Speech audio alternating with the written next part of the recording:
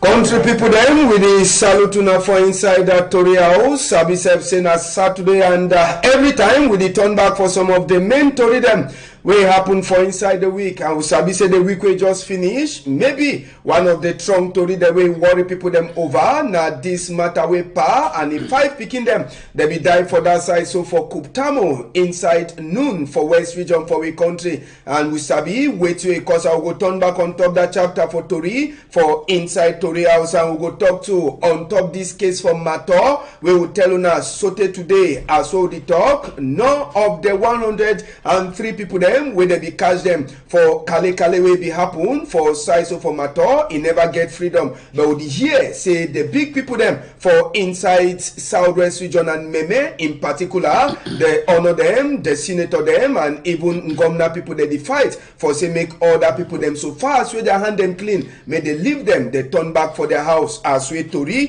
Emitowi, and we go talk this die too for one of the father them for one Orthodox church for Yawende, Father Ebode, where they meet up in die body inside Yawende. Other one them so plus even other Tory that will go bring them. It will be part for inside a Tory for this day country people. And as soon as Sabi, we know the ever been a need ever be me one when we want talk a Tory for weekend now with one person, and we Sabi Sumota will go turn back for the two people that would ever be. But for today we deal with one person, and no be na all time we get people them when they come out from a Northwest Region waka for this they enter for inside Tory house. I want to say big thank you for Prophet Walters, where they call in aka Engine Saw, we deal with this at day for inside Tory house. Prophet Walters, thank you plenty, and I want to a big salute for you as we decide for joining for this site. Thank you, Ambassador. I be happy how we when I don't make them stay, I don't come there for in a house. No, we talk, make country people they know it's where they happen for inside country. Thank you very much. All right, thank you plenty for Fred Walters. And they call you Engine Saw. Why did they call you Engine Saw? You used to work on Engine Saw? Yes, they call me Engine Saw because God don't give me that special calling way with my Engine Saw. When I enter for place where they don't worship any other thing for God the place, and that thing they worry people. If the people invite me, I could bring my engine saw. In a tree, I could put them down. In a stone, I could cut them. Anyone, I put them down. Only God. So your engine saw no they cut. You know the choose way to they cut them. They cut all thing because the engine saw they operate physically and spiritually. Right. So if I did for you, I say they with me. All right. So Prophet Walters, first this week, plenty things that don't happen. As I be say, apart from say the only prayer, the look book for Papa God, you they put ear to for things they happen for country. Now waiting don't really touch you for this week for things the way they happen for country. Thing the way don't happen. The one from my talk is still they big inside my heart because this one I think where they happen not be just today. It don't happen several times where this kind of thing they repeat. Where they see young men like me, future leaders of our nation, future leaders for where the need for the local village, the make country the move before the day. We don't know what side the day and other kinds in the way they happen. So now that one is really there inside my heart. Now that young men them with the long catch and we don't know what side the day. Not forgetting the one for the papa where here and picking them, they don't chop this thing, they die. And when this thing so where we people for God will try for some contribute, they understand say this thing the way they happen so no be normal. The normal side day, but it get another side where we need for explain and make contribute they understand. So that means any man hide himself for inside Papa God. All right, and some book the way the turn for outside just now the hear say it don't cause confusion for the good side, no be not for the bad side. They cause they toss in a prayer, and the prayer no they come with the force where they come prayer by revolution. Now that book now waiting they happen for the country people. That book where they for outside I will you put in the cause confusion to true against thing way bad thing way the word God is picking them miss self. Now that book where God it began for me where I don't compile them since 2017, and time became rich when last year God said me I put them outside because he want embarrass people the way they don't mock ye, people where they don't take God the power, they sell them for money. put away, they don't take God the power, they use them for make money, and the one way they hide for inside God the work, say they will work people for God, where they know we work people for God. And other people they don't need more God, say God know they exist. God won't tell me, say he belong reveal am for me, say use the book for proof for them, say ye God the day and time where he can want deliver a people, he can want heal the people. He no can need no man, whether not a prophet or pastor, he can meet all the people. For which side where they dey inside their room, they can open that book, so they read that book, they take water, they hold them. How will they follow the instruction for that book inside that water? They could drink them and they could get deliverance and healing for this thing where they don't cut their skin, where they small picking, they cut them, blade them, put them inside their skin, they sit down for dream, they can't sleep, they see how man they make sex with them for inside dream, they sleep, they chop for inside dream, all these things, they grip people. 99% of our population they be sick because of the kind of thing, and God will not tell me, say he could disprove the devil, saying that he be God. That way I could write this book. If people the way they did all over the world, they could need not just that book, because the power for God don't transcend beyond just water and handkerchief. It don't go down inside book. With that book, you could use them whole water, you pray for that water, power enter inside water. You use them whole olive oil, you pray for that olive oil, power enter inside olive oil. You use them whole anything where you hold and pray for day, power inside there. And many people they don't use them, they don't be delivered. The testimony them be alarming all over the country and all over the world. We receive the testimony for our TV. All right, and maybe we will surely look on top that chapter, so they continue but now. Maybe for some sumotori for corner side before we enter for way to get this afternoon. Prophet Waters, with the here, I sure say you say don't follow this case for Martinez Zogo. You sabi Martinez Zogo, we say we die. Some Toriman for that side, so for Yawende, where they be killing. And the latest update will be come up for inside this chapter for Martinez Zogo. Now on Friday, we'll hear say the driver for this moto, driver where he talks in he be carry Martinez Zogo inside moto. He says carry 2 foot, he go for said na gendarme people them office for Yawende, and he go, and plenty people they check say with the driver where don't carry 2 foot where no man no follow he go for set. The story he could get another face value on top this matter for Martinez Zogo. Now I sure say you say you don't follow up this case for the Toriman when they kill him for Yawende. Yes, Master Ambassador, I don't follow him. Bible don't tell you say me we pray and me we watch. I be person who I like for follow news. I don't follow him very closely, and wait away I dey like him na say since time where I don't tell some big man for this country, say God don't give we prayer by revelation where he can expose anything where they hide for this country. And yeah, when they've been at the first place where time I be come up for Kampala with this book, I be go pray for day, put the book for day. God, he don't use prayer, and other servants of God, they don't pray, they expose things them. He don't start place where God can expose things God is for inside this country. Cameroonians, they can know say God wait there for heaven, he know they sleep.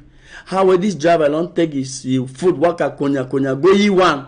Now for sure, you see some force they way it operate beyond human understanding. Bible talks say God is the rule in the affairs of men. Time don't come for this country way the sacrifice way people they don't put them for inside prayer. It could work.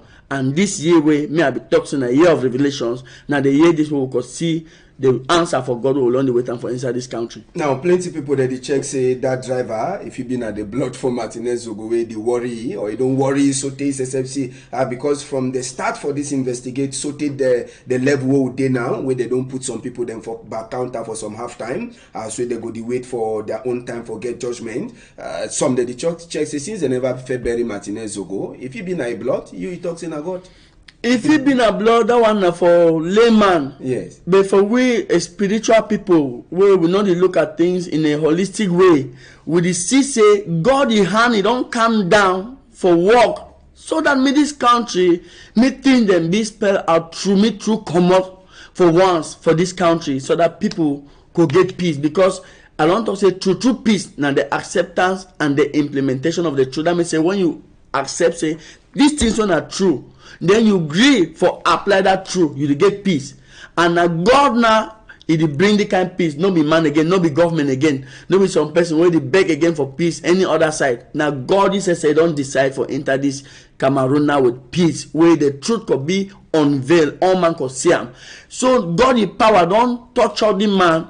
He says, don't come on, carry a foot, go. So now, under God, the power, not be some any other thing apart from God will be in action. All right. Well, one of the main story them that for this week, we will go surely turn back for Monday inside the Tory House. But Tory for this today, we go start first. For that side, so for Kuptamo, na subdivision for inside the west region for country. Now for day, where the week way pass, almost 1 week already, country people them, where we hear that kind of Wawotori we papa, and if 5 picking them all, they die one time. According to Tori we enter for inside, we hear this papa, he be go meet us a friend, na that friend we he give him some medicine, say when he reach house, make he grand and mix out the oil, he give him for all man, make he lick him, so that they no go catch sick. Papa to do now almost the same thing will happen as when they be give order, he go go grand the thing. Lucky say mommy for house be one go wash. The time where papa be the one of you picking them, he grand that as stone them as well the mommy be the talk for we, but mommy one come back instead see am say the picking the papa where they don't leak that medicine or they don't die, and he one now he remain. And one of the people them, one of the elder we will meet up as well people they be the cry plenty for this die place for inside Kuptamo as we be the talk for we your own understanding. Now say they like say the friend he no be one kill the papa, but now just mistake say he take different medicine way get for take am give for he come be way he do it to happen. Whether not true or not lie, we sabi say test scientists there where they go do the investigate, but gendarme people them they catch that man, the man where they talk say na he be give that medicine where he kill one family, 6 people them inside one family where left now only one person of a waters now thing this way pass for that side. So for inside west region Kuptamo subdivision for Nous. Now they according to the manual talk, he believes say maybe a mistake where they take different medicine giam instead for the original one we now for look at make people they no sick, and gendarme people them they don't also catch the man we give the medicine. Now more fair look first with our crow eye as so at the ever talk. Now when you look the thing will happen, wait till you feel talk like normal man, normal person we deal with TV for this planet Earth. A very wicked act. If I want to look at now for normal eye, I will talk in a very wicked act where it happen and it take lives away. People where God now he create them, no man no need for take another person in life except only God is himself. So looking at this thing will happen from a normal eye, in a very wicked action where it take place, and you could blame this man where he put this thing the lick and how say it happened how. This one now when you want to go beyond the normal eye, say now which spirit now they control this man for do this action where they do am. Because if it's be way now people for corner village, we know them now, they call them say people for village. Time not reach for Njangi nor for Ban Njangi time where most of our papa them they will go in time Njangi, they will chop good meat, they chop foul meat for contributing them. They don't know say that picking for other people where they chop them. And time can reach they can need for chop to their own picking them. This one now the spiritual side where now God now they make we understand this one. Now why way it be very important for know God, it be very important for know your past, know where side you come out and how you feel continue your work with God. Because sometimes people where they outside they live, so many people they live where they belong already sell them.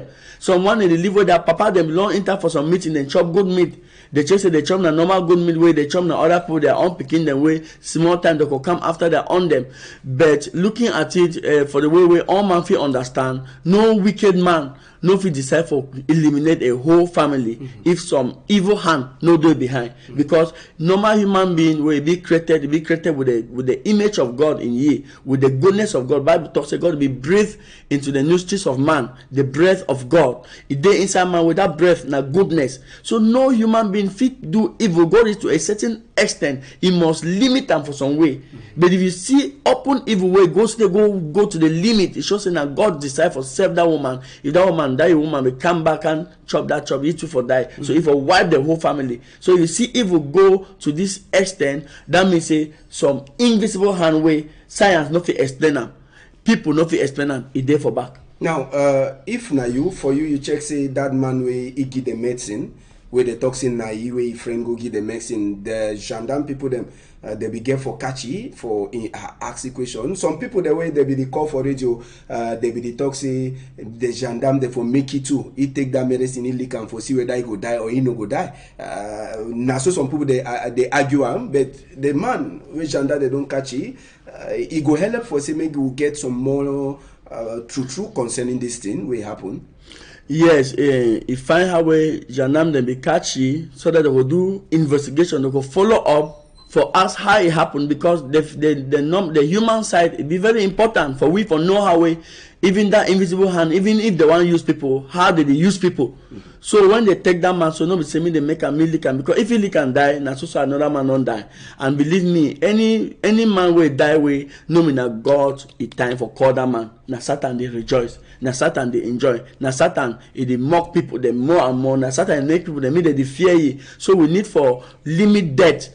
So we don't know if it also mean that man is say lick him, because if he lick him, obviously lick or die. Now for investigate me, explain how it happened, and anything where they go so the investigation they go into for Papa God the house, they bring in men of God, they pray for you.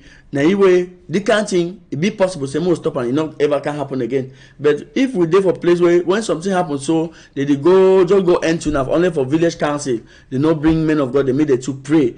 Bible talks say God they be talk say no will do anything where he never reveal them for his servants, for prophet them. If this will on generation where all man don't deny prophet because someone in there outside they do bad thing them, they carry people their money, they do thing they will not find, they decide for turn back on prophet. This thing they can already happen because prophet now will man for God where at the end of the day God could give him message for see how they fit stop this kind of thing may not happen again, how it happen for Bible in the days of Elijah, Elisha and all the big prophet for Bible. When all things they happen, they go end for God the house and God they use his servant and say okay moon I do and so for stop this thing may not happen again. All right, and the one man don't die, and one other thing we worry country people them over. They ever talk say for country when they start some investigate, the investigate no they ever get ending. So some people they talk say that man we get that medicine, they like say now all that. If you no get sabi person, sabi some person for some side, it go surely remain for day because maybe they no go ever open some case for your head. It go only remain for they say he give medicine we case some person. Now plenty they don't glad say maybe the Martinez or go case now one of the case them for a long time where they don't make investigate so they get some end where people they hear and they see them every day. Now this matter for investigate too, you know this is say that one to go surely delay where people then they no go ever sabi if they use science for find out waiting do waiting really kill that 6 people then for one family. It be obvious say for country where people them they for stop me the truth no come out. Some people the day way they don't like me the truth ever be revealed. Me people ever come to know the truth. That kind of people them when it pass for their hand, it could delay. But wait what the tongue I say. Not for year where God he place a day because when you are matter and God there for your back. Anybody where want delay that matter, it could delay them only at the own risk because you fit do your thing for this world, you will succeed. But the day where you try for stand for Papa God, you wrote. If Papa God be interested about something, you stand for day. You know if you survive seconds, Papa God could wipe you because move you for game. He can move you for game one time. So now only for we for the pray, we pray. People move just the pray. How we God don't start the do I'm already for this Martinez on go case. Say me continue so. All right, and we go come out for Kuptamo for Nous West Region. We go come back for inside other chapter. Make we take una go for Kumba country people them. Wanna sabi say for inside this week we will just start we be telling una concerning some catching will be happen for that side so for Mato village country people them and for that side so for Mato we hear say they catch more than 100 people them. Josiane maybe we go the talk show with that video them yes all them wanna the see am so now people there where they come up from Mato na village under Konye subdivision for Meme division where they come see they are picking them where they come catch them. We hear say na kale will be happen for matter. It will be na Thursday where he pass. Last Thursday means say the Thursday where he pass, so he make 1 week plus, and also the talk now so 1 week plus some 2-3 days where it already pass with people they dey for back counter where they never tell them waiting where they do, and they never pass for even ask say waiting they do where they judge, or may they even judge them for see whether their hand they clean or their hand they no clean. Then may they let them go. So more than 100 of them where they dey for inside central prison for that side, so for Kumba, and according to where the lawyers them where they dey on top the case, they don't find out. They make you for understand say one, they talk say na the senior divisional officer for Meme na he be pass order for say me they make kale for place there like Ediki Mato where it use or kene after where they suspect say some one general black rapon he don't enter for Mato. So now so they do that kale they put mommy them for one side, papa them for one side, young boy them all for one side, whether your head is correct or your head is not correct, whether they do some better work or they do harm, or the young boy them for one side, and the young boy them where they bring them come block them so for inside central prison for that side, so for Kumba. But that's what we hear the latest story for we hear now. Matter say this, so all man they put pressure and they talk say make they quick put they try for do their investigate for left people the way they hand them they clean for inside this matter. And according to the latest story we enter we hear they talk say inside that 100 and something they don't see some one person where they say hand they no clean. They see suspect say the whole gun he come up from one village, then he run come enter for matter, but no be na the general black rapon, because even the uniform people them are so here they no sabi general black rapon for face, but they only hear say he don't enter for matter, then they do that kale for that side. Usabi say now almost the same thing where it happened for Econa the other time, but lucky say they left plenty of them after mommy them and people them for Econa they come out, even as we 1 or 2 people them they so socially they for back counter now. Prophet Walters on top this matter, I shall say even for Baminda way come out kale then they don't surely they happen. But make we talk first. When you look this kale, we hear say government people they get right for lock person 15 days, they renew them even 1 time or 2 times. But for this case, catch more than 100 people, them we hear say Chris people they inside. One way know the hear they for inside, one way know the talk they for inside. Teacher them so they be even struggle for start teach again for the school way place, we don't start come back,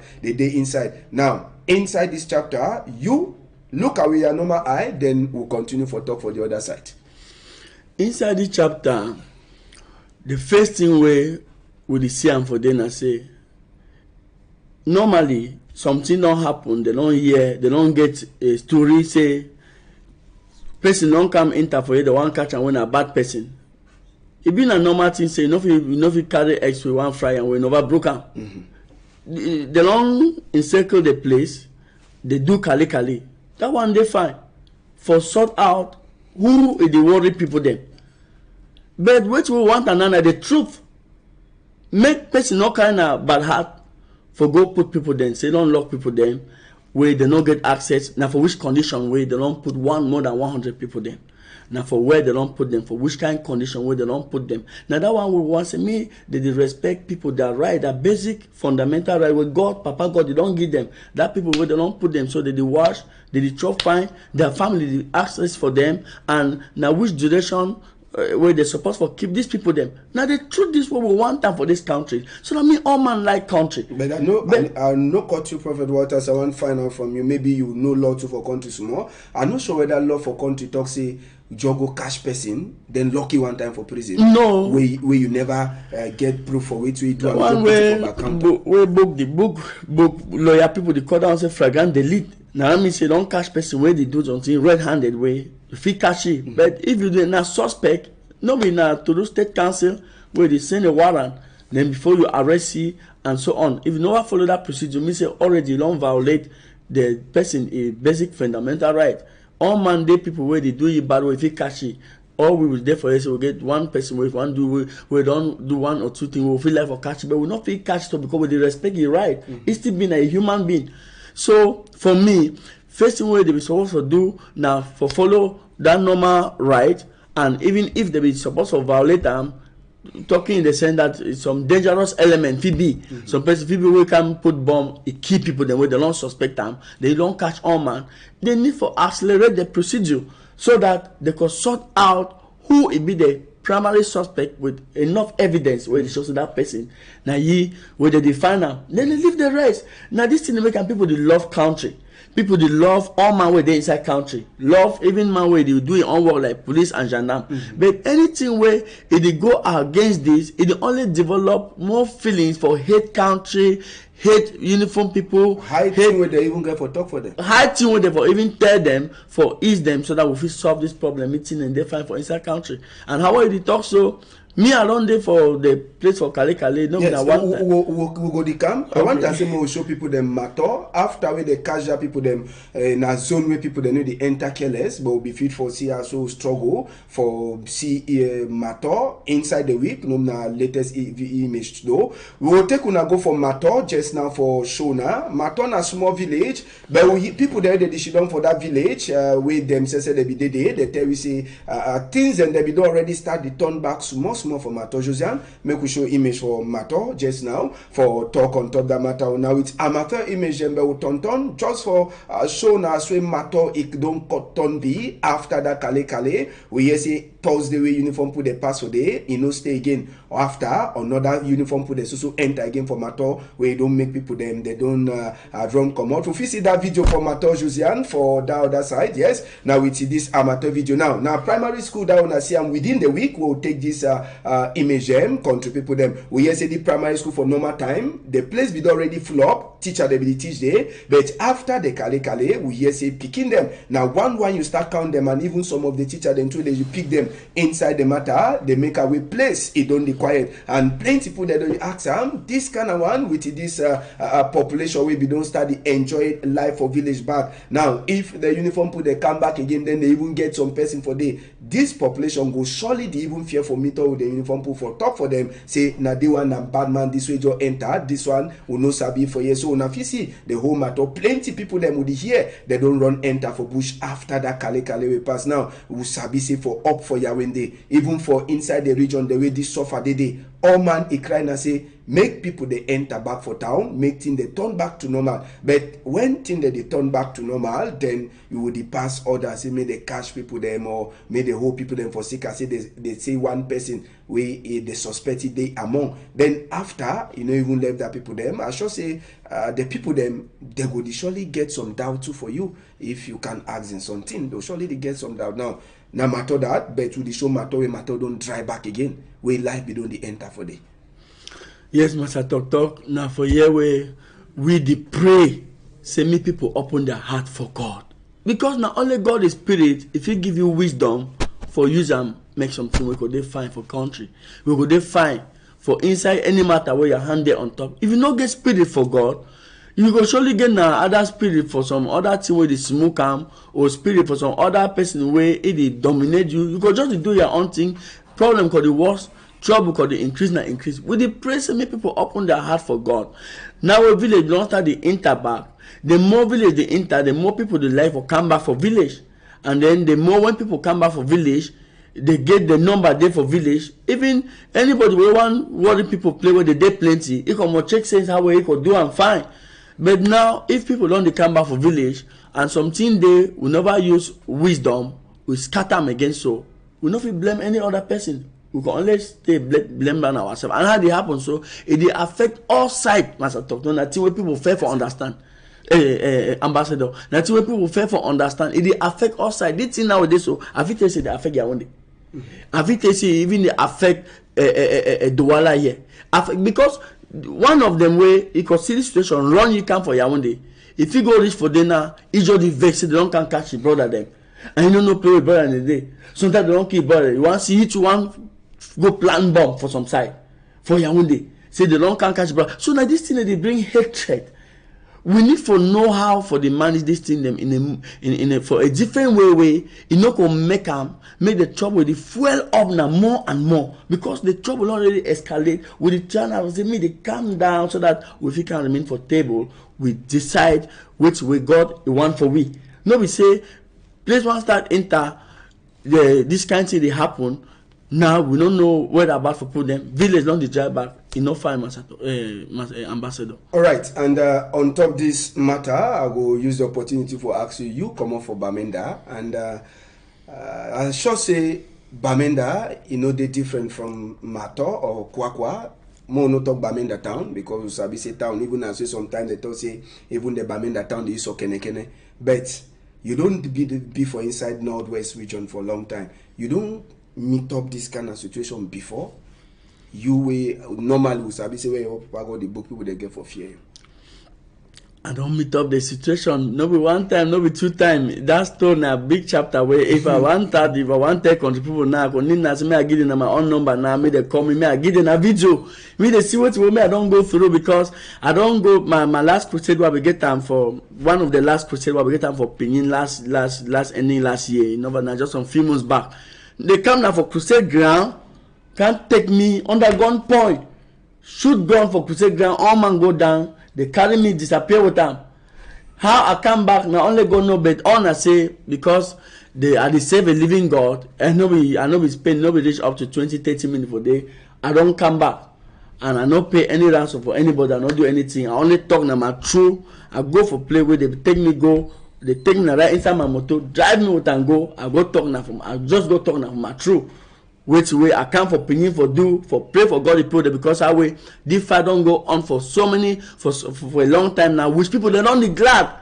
Say that people the way with the work I do crusade, they deliver them, they serve them, they chop them now like beef, they chop them now, they just the grand and a grand now. You know, so when they do crusade, Papa God they use for deliver people them, people they put poison for their belly, put poison for their food, put poison for their waist. When they do the crusade, so that they come for them, they receive their deliverance. So with the worker, they defend Papa God on people them for inside this ground. So but now this thing will happen, so they glad. But Papa God be tell me say, make I not fear me something. If he tell me for go for some place, go do your work. Because when I fear something, time for reach, it could ask me. So me I belong decide say me I been a person where if my own life correct enough for go kidnap him or for anything for happen, me happen. So I don't go for that crusade for Pidgin. Right for crusade, they can't take me go. I go tell this I don't come for Pidgin, for pray for God the Pidgin away. They don't be deprived. You see, mommy, the way they cry for 5 years. They never get any man of God we can pray for them. And we pray for them. You see how they will be delivered. They will be healed. We go with go our crusade and carry rice, carry chop, go give them. We go with that thing and so we give them. They will be happy. So I don't face that thing for Pidgin. I don't face them for Nous. Where I go for Nous. Yes, and, for Nous we hear say the road will be blocked for Nous for some plenty years. Now you be go do that miracle for road. Yes, road will be blocked for Nous by the grace of God. Servants of God alone they pray. But it be specific saying that me where God will send them for day. And I want to go there. We make press conference. I go for day because God wants me to go do crusade. He want open that road. No, not me open that. God open that. And me I be only go for day for crusade ground. Be talk say I come so I put on my life up front. Me man no block that road again because man we could block that road after this crusade. God could throw him for his skin. I know we reach 10 days. The person way if they block that road, they will take it out. So we go for Nous, we do that crusade, we pass that through minds. So the people will be surprised, say, uniform people up, they be crazy, we work and a half reach for a year. That we don't finish crusade, we go for go up on that road. Now gendarme the best move, turn back, going around, say man day for road, and we don't cross on one day. How we cross this for a year? So now the situation now we don't meet up and inside the matter. Right for Libya, I be go for day for crusade ground where they ask say I want for talk for field marshal. So that meeting they fine. I ask them, all man start people start fear and fear for prayer place where we go for Libya land. Say how I feel the talk the kind. I say no, me a day out now for defend God the own people then. So anything when they happen, God the people them get their own cover, and that cover they come now to those servants of God. But the one where they don't get that cover, they get their own thing where they depend on. So we with the worker, the pray so the defender God the picking them because when we worker pray for some side, some battle will happen for that place. Nothing happen again because power of God, it could come spoiler. All right, so you say you don't be part of this thing, you don't leave them, and you don't enter too for danger because when you talk say you work on top bomb them, they don't set them for road. No one no explode for your skin, and gendarme they instead cry say make you turn back. It means say it been a serious matter for life and for die. Yes, so you should also continue. Well, we go talk, we go left small this problem for Northwest and Southwest. We go enter for other problem the way the worry country just now. So for insecurity country people them we take una go for Yawende we sote now. no man he never sabi wetin happen with this father for this Orthodox church wey dem call it say Father Ebode for that side, so for Yawende. And inside this week sabi say Tori House, even as we some other case be over there, plenty will be concentrate for that side. Tori House will be get time for go right for village for side where they kill Father Ebode. We go to show on the video just now for on top this other chapter as well with Tori man Maxelen Gansop, or we will be Wakago Day. And one of the other father them for the Orthodox church, the Waka Showi, say now for that side where they meet up, they carry Father Ebode, they go kill him. Then after they finish killing, then they can drop it for this position where grass it did. So then the people then go. So today, no person in Nosabi who killed Father Ebode for that side, so for Yawende. And according to way family people them talk, for we, they make we for understand, say now some two people they come call this father one at the CISO, say mommy condition is no better at all, say mommy condition no define. Now so Father Ebode he sabi one of the people them, but the other person no sabi. Now so he enter motor, say he go where go, he never turn back. Now he die body where they come it up, and then even the mommy where they talk, say the mommy he know the hair fine at all before they even carry Father Ebode come out. The mommy one at the see mommy say don't confuse, say he pikin he die on top the matter. Osabi say no be na the first time where they kill father them for inside we country. We never overtake. Plenty people they sabi. The two happen for Bishop Mbala for inside the same center region, and we sabi during the time for the problem inside the heart for this problem for Northwest and Southwest. We get Reverend Father I don't forget the name. We die too for that side. Then a popular father too for that side. So for Southwest region, we SSF he died during this period. So father them men of God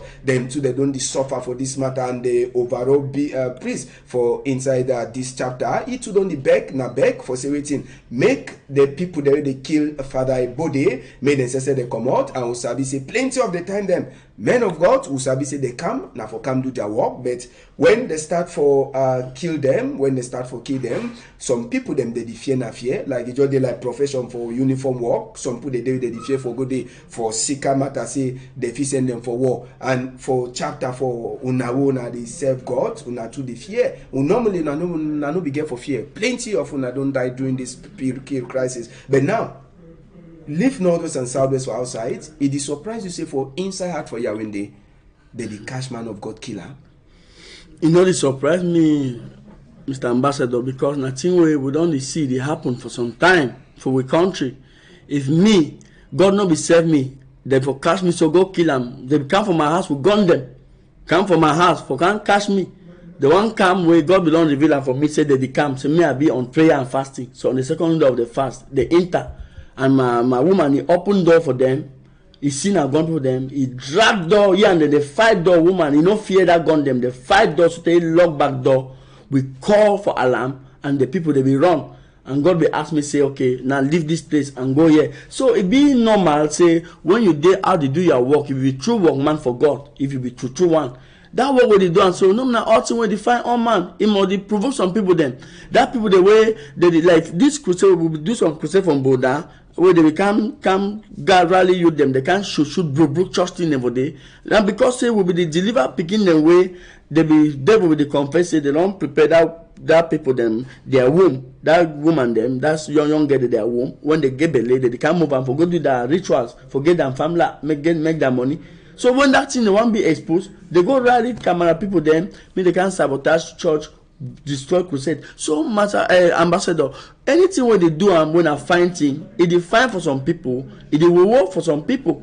And but if not true or man for God, number one, if at all God permit you even succeed for doing. If God permit you succeed for doing, because before you want try that one with me, me say now God don't permit you no fit. If God permit you do me say don't carry na curse for your whole generation, not be only for yourself, for your whole generation. So what does it profit you to gain the whole world and lose your soul? What you go kill man of God way it they out. I don't tell Amber and military for inside the war for Bamida say all man way stand for my brother for trying for his skin, because at the end of the day now we cause the deliver winner. When they don't, because when they defy, so any man they go take it on mixing, any man they take it on mixing, any man they take audition. Where after this war, many people that will go mad, many people that will be important, many people will get plenty sickness, and then a true prophet them when they dey in the land, where they was still need for the pray for people, because servants of God not support for vex with some situation or with some person.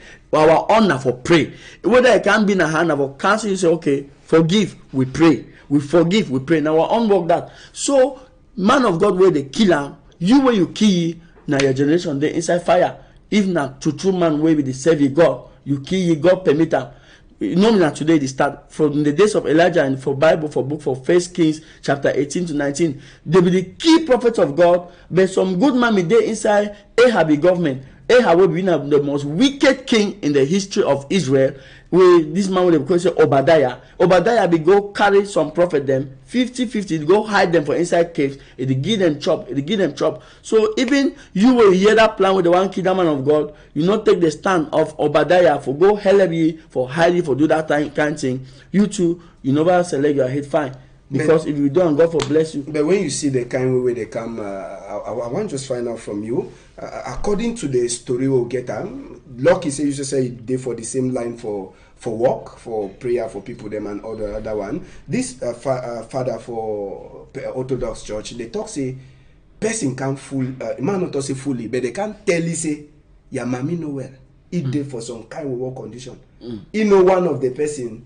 And one person may be strange for a face, according to which family people then talk. Now, that spirit not be fit for knack say, or it be check say now it be night time when God we don't fix it.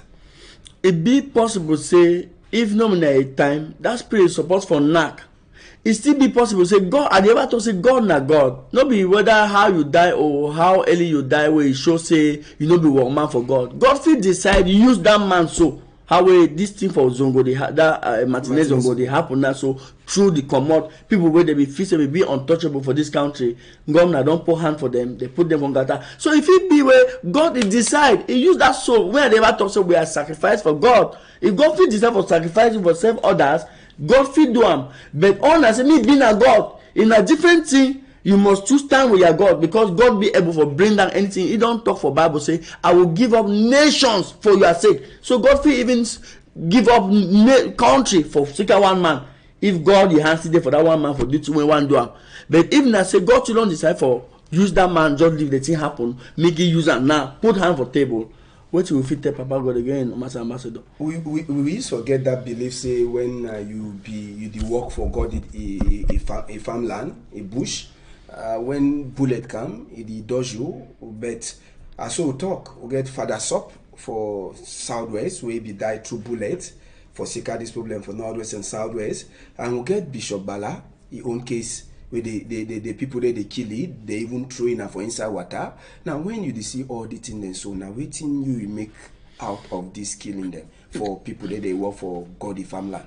One thing where I feel point them out now also ignorance, what they call and say ignorance. Like now we this book we go on tell we will write them, we are write them, they call and say prayer by revelation. That means say you the pray you the see. Not just pray and pray, but you the pray, you the see. That means say how you the pray so you the listen, you the see, you the listen. If God talk say no go for the work and no go. If God talk say go, go. But many people they don't deny this revelation, they don't deny revival. You know, so no all one man for God a degree revelation now. A degree I fish down for you now. So you have people where they watch me say I feel put my hand now so I pray for house now so they start be delivered. So one they could call for phone say did the work now so. Many know the belief. Many know the belief. So if you know Bible say my people perish because of lack of knowledge. The one will never open his heart for that level. How God be talk for Joel chapter 2 verse 28 say this end time so he can pour his spirit upon the beginning them where young men they call women they call dream young men they call see visions, and now with that vision where they call say revelation where will they manifest, because if God shows you something for doing you go do them. If he show me I go for this deadly crusade them, I don't go for other crusade them, I go come back alive. But some man for fear you for go because sometimes you never see them. So level place for ignorance they too inside the thing, inside the matter where person will be ignorant, will man for go, we don't deny for grow. Bible say grow in the grace. They talk for God, this will grow inside every day. Then when God be tell me say, he want use me for write some book. Now since 2015 while they work from village to village, he dey give me the prayer work or the compile them. And he teach me how I could pray for destroy all the evil thing away. If the worry people them for round village, I don't visit more than 200 villages then for Cameroon and beyond. right to beginning of so and other places they want to go the story thing. So I will follow am, the go, the take risk. Sometimes the go, I come back with my eye almost blind. Sometimes I come back, honey go sting me for some tree, sting me. I come back, my head big and all that kind of thing. So I went through all that down. I learned, and now they pray at the sea. I learn through experience and add them for the revelation where they come. So some people they deny revelation. When they deny revelation, they think it will happen. All right. So when people them forgot, one of them will die of recent, and plenty they don't die for some kind of work condition. So you don't talk. You want to say plenty of them they know the year which way, the man will know the same. They talk for them. I don't talk and say the category be in several ways. The one when a God is if he decides him a picking, he be sacrifice Jesus for save the world. Yes. So if he want to decide for use you for self-substitution, you don't need for deny. If God tells me I give my life to that, not for deny. Okay. That one number one. Sometimes God even use you now for making me others learn. Use you for making me others learn. So it be in several ways. Okay. And another category in the one way, maybe you be strong-headed for God. You talk say you be one man for God, way to not be one man for God. It is just do your own thing. So if some wahala one come, God not there for day with you for back you up. And then the one day way revelation will go. I mean you grow for inside a book. Me you grow, the study. And you know say I never had still go school. Go I mean you study. So maybe you grow. Say me you grow, but you no one grow you. You just limit. You say no. Now this thing when your pastor will teach you. Your big pastor will teach you. They do this thing. And so like some young lady where I will talk with you say when a pastor will say me they fast me they do so now you fast you do this thing fasting. I say no. You need for now work with the revelation for the Bible. The one where Spirit for God will tell you, because if you limit the one where your pastor will tell you, you not qualifying for the one where Spirit for God will tell you, you could be limited because Jesus will talk. So when you could come, he could Spirit of God can reveal for we many other things. So many people don't close themselves for revelation. All right. So Ofi the talk say some of I need to draw conclusion on top that one. Man, not talk on top that one because it concern only people there they work for inside God. He farm. Yes, me. I the work. I been a Tory man. Make a limit my level for day before. Yeah, now you have to give the analysis. Nobody not to draw conclusion except what God don't show you before if you know that this thing. I don't need for talk on top that one because that one you know concern me. Me I never get the blessing for talk that kind of talk. Okay. No, not the talk that one. All right, we go come up for this Father Ebode with the Kili for that side. So for Yawende, maybe we go enter for other thing them for quarter. We go remain for Yawende for talk say inside Yawende too. This week we pass to the divisional officer for Yawende 2, he don't knock on for table, he don't talk for all quarter head them and chiefs them for under a place where they look at them for say me the set vigilante committee people them. Josiane, we could start to see that image them for that side. This dongame will be happen for Yawende for DO office. We be get police, gendarme, and the DOSS will be there plus quarter head them from different quarter them where they make up Yawende 2 subdivision, and one of the strong talk with DO don't talk. Now for say make they bring vigilante people them, security people them where they go the lookout. Now for say say waiting Yawende 2 just now according to where the DO make people them understand. It don't be a number one place. Mbanga they di smoke am, Mbanga they di sell am, cocaine they di do they di take am, and even chapter for thief for people them it don't go for different levels. So DO in don't talk say time it don't reach for all man for wake up for start for do work in the proper but the big question where plenty people they ask am na say if Mbanga enter for Yawende 2, if cocaine enter for Yawende 2, who side they come on, how they pass before they enter, so they even take and then they keep people, then take people, then pause for their skin, all that kind of one them. Now the big question now they talk is some side they way some hole, if they get for block arm, we if they no block that hole, Yawende 2, quarter them for under Yawende 2, they go so the spoil, it go, spoil the go. Prophet Waters, this matter for insecurity, maybe not be only for Yawende, plenty quarter them, plenty regions them for we country, they get that same problem. Wait till you fit for add on top the matter. How you check say if and only if this matter for insecurity fit stop? Wait till you check say the fit to. Papa God the book the talk say except the Lord watch over the city, over the land, the watchman worketh in vain. That means say we not fit put security, we keep God aside. We must put security only with God, and we must stand now with the leaders. I belong talk some talk say that way the thief money, the big house them for your village or for your city, for your town, and then that money with the thief and so if there be the fixed road, money where they begin send me the fixed road, if I give job for youth there for the work, get small work where they keep them busy, they manage their own small family, that your own big envelope, you to the manage your own like big man where don't go school, that man where they for down there to where they sweep street, if they get the own budget. But when you thief all things, thief floor, all man where they sweep road, you don't get anything for live on. You want me to do what? You could go thief. You could go thief. No matter how I could preach as a man of God, they say thief not fine, thief not fine, thief not fine. If I not last give you work, you could also go face temptation for as I go thief. And when you go thief, so you get that money, you the thief other money for update the keeper. You know what me work day, me picking and the youth that they work. You not be safe because when they dey for down there, they not get work. So when they don't turn back, insecurity day, so you go pass now enter for that mansion where you don't belong. Because some people they send you even talk to one where they hold a knife, so one they hold gun, so one they hold big gun with military they hold them, and so on. We don't reach for this level, we need now only Papa God, because the greed, human greed, no can permit you say that money we don't thief and keep them, me you release them back, me create job, because for this security for work, they must create job. If they don't create job, they not fit solve problem for insecurity. They fit solve them just 10%. But if they create job, they fit solve them 80%. Because we know some people, whether things fine, things not fine, they want to do bad things, they want to thief. But if they create jobs, they fit solve them for 80%, because all man, normal man way, if he come out for street, work at the end of the month, end of the week, he get money for buy a chop, a woman, a picking them, handle your own smart in them. If you go to do what you would thief, you know go like for thief. So, Master Ambassador, this thing they so now for make they create jobs.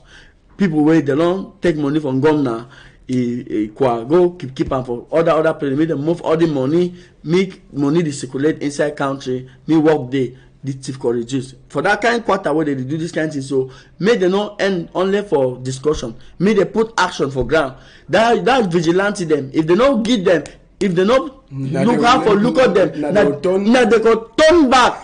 Then call, they don't turn back only them. Now they go turn back, call the real people, they call that one for big friends, say bracket. That bracket, they go call them, say, now the man so way they inside quarter, now he get money. The man so he get jangi today. The man so the way enter, we go France, not enter. He go turn that so he no go end. But if we should don't say how they talk about this truth, we face ourselves, we speak the truth to ourselves for this we country, and then we do the rightful thing, now all that, we could solve this problem then to a greater extent. Cameroon could be now some fine place where all man could life will come to.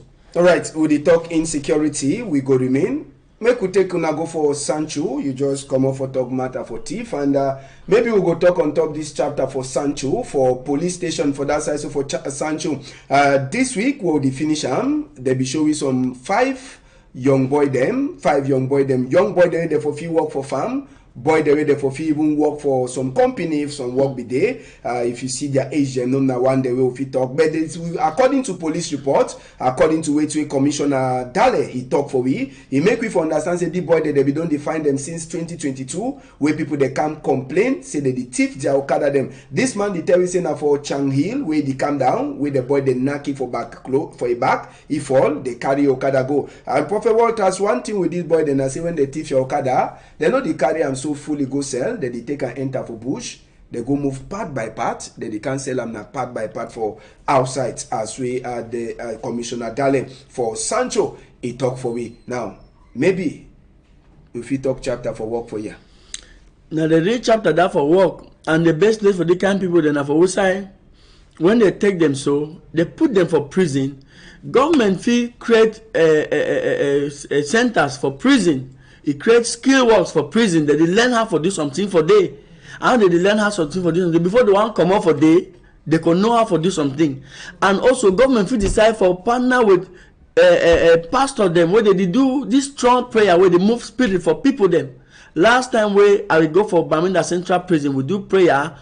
I be pray for them. God deliver many of them from bad spirit them, and after my passage for day, more than 50 inmates they be released. So one they become for church. Sister will be called from church life for prison. They confirm, say they show the release warrant. They confirm, say after my passage, more than 50 of them don't come out way. Never ever happened. So because time when we go there, they pray for these young people. Them we discover saying that spirit them, and they use them. all these things we don't grow, many things the way people they don't grow, they do it don't invite spirit, then they stay inside people then. Now spirit they contribute their life. Now spirit they make most people the way they do this thing, the way they do, and so now bad spirit them it manifest. And when it manifest, so now because work no day. When work no day, now opportunity will not open for man for start the thing back.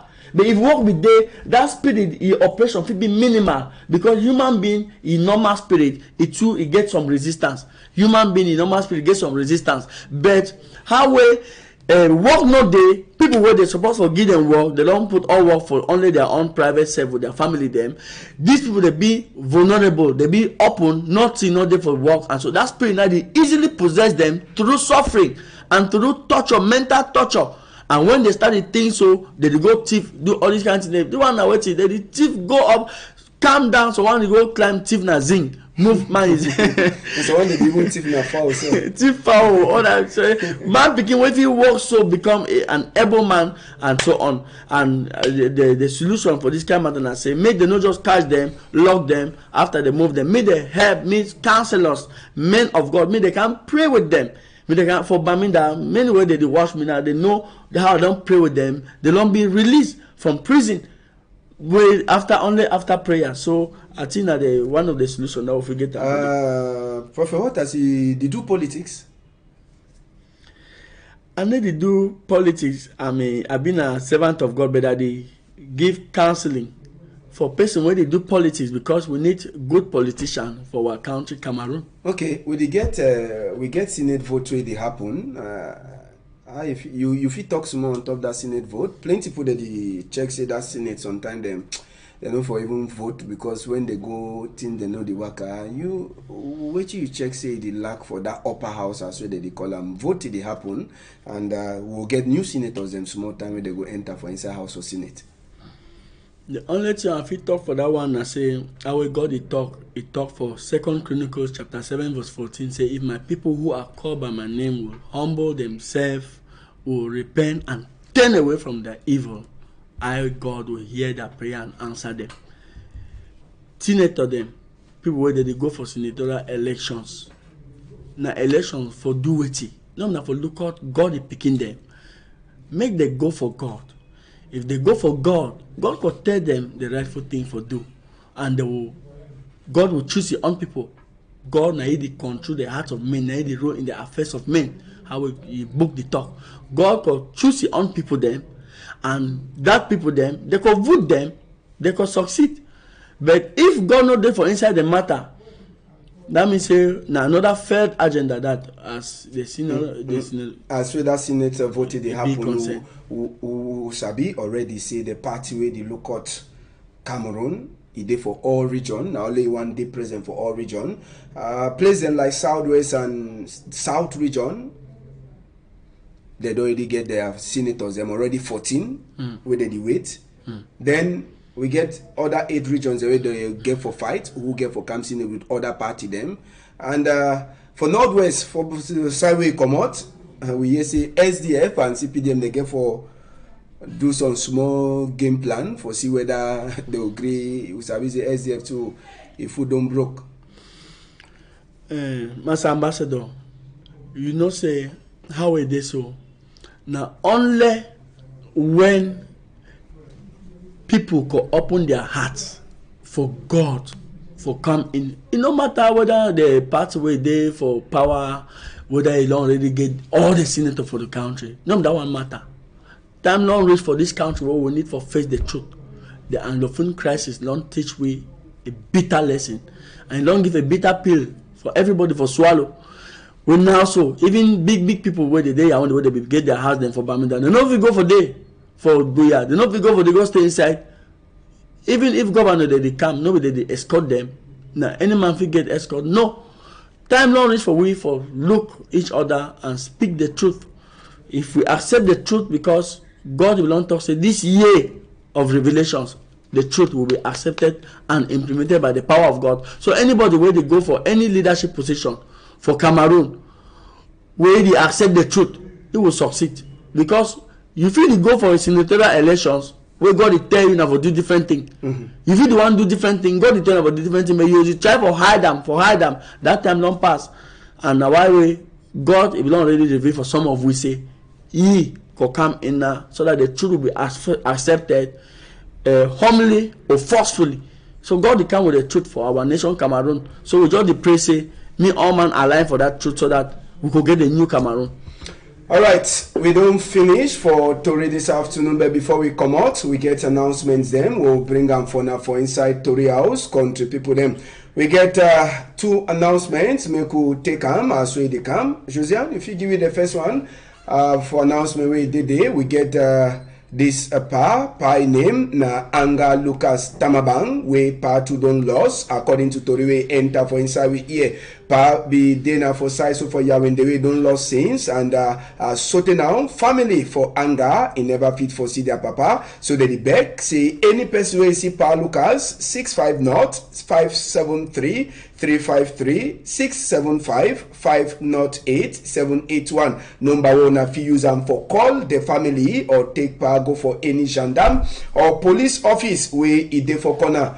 Another announce for inside Tori House, country people then are this Mami they call it Mami Asu Comfort we don't lost. They say time Mami come up for house we wear some blue trusses and as we hear Mami they find that kind of way. But the back family for Asu the talk say any person where you don't see Mami Asu Comfort for any side 650 321 not 6 675 636 697 653 765 377. Number them for call or take Mami if you see for any site for any police or gendarme office way it day for your corner country people them. Now with this announce them for inside Tori House. We'll finish Tori country people them for this weekend and Prophet Waters I want to big thank you for your time and maybe you get